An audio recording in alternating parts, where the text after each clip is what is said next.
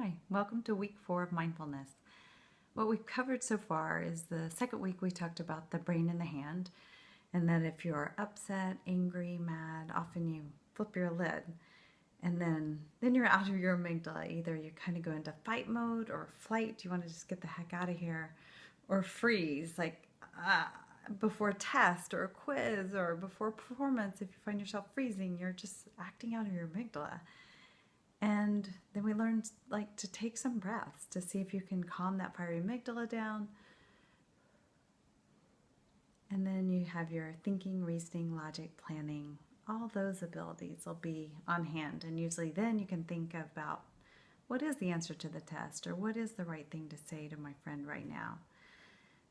So that was week 2. Week 3 talked about nervous system, and when we get in that kind of fight, flight, freeze, often our bodies feel flooded, like our hands may be sweaty, our heart beats fast, our stomach may be tight, and all that's just information. It just says your body's kind of in this overwhelmed state. And again, we often maybe do some reactive behavior when we're in that state, and if we can, again, we did the 7-Eleven breathing, like those long, slow exhales out, really help calm the nervous system down. So that was today. It's connecting brain, body, and then breath. And so my example for today is last summer, I took 2 of my boys and 2 of their friends on a whitewater rafting floating trip, and we camped all week, and it was really fun. And at the end of the trip, we were staying in a hotel the very last night, and then we're getting ready to go back home. And I asked my middle son, I said, can you please come help? Can you please get off your phone now and help load up the car? And he looked at me with his phone in his hand, and he's like, and just flipped it. What do you think I did? So in that moment, my brain just flipped like that. And what do you think I was feeling inside? So inside, I was feeling mad, I was feeling frustrated, I was feeling like unappreciated.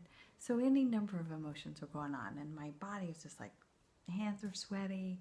So I thought, I can either say something now, but most likely I'll regret, or I can just go walk away. And so that's what I did. I just walked away to see if my better self would emerge.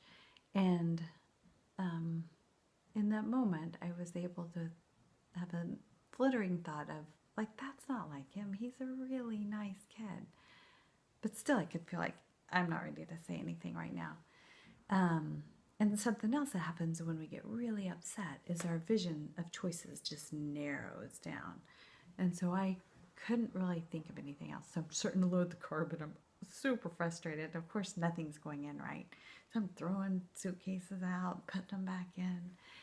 And being that he is a nice person, he came over and he said, I'm sorry. And I'd had enough time to calm down. I said, I am too. And we were able, and I said, that seemed unlike you. What's going on? And at that moment, he could say, this is what's going on for me.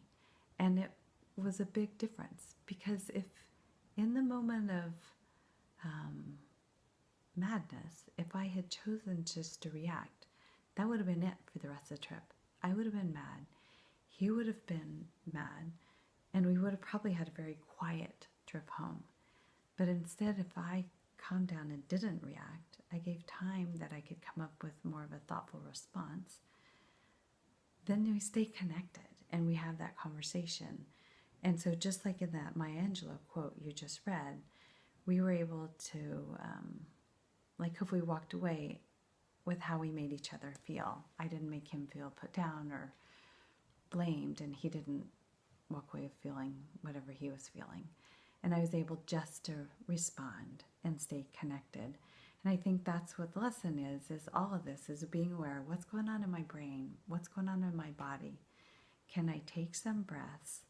So instead of being reactive, I can have a thoughtful response. And in that pause, and that a thoughtful response usually does arise. And also just to be curious. Be curious, what's going on with that other person, and maybe I can better understand them, which will better understand all the behaviors. So, a lot to take in, but really my invitation to you is just check in with yourself. Whenever you feel kind of flooded, take some breaths and then just see what's the right next step. That's it for this week. Have fun practicing.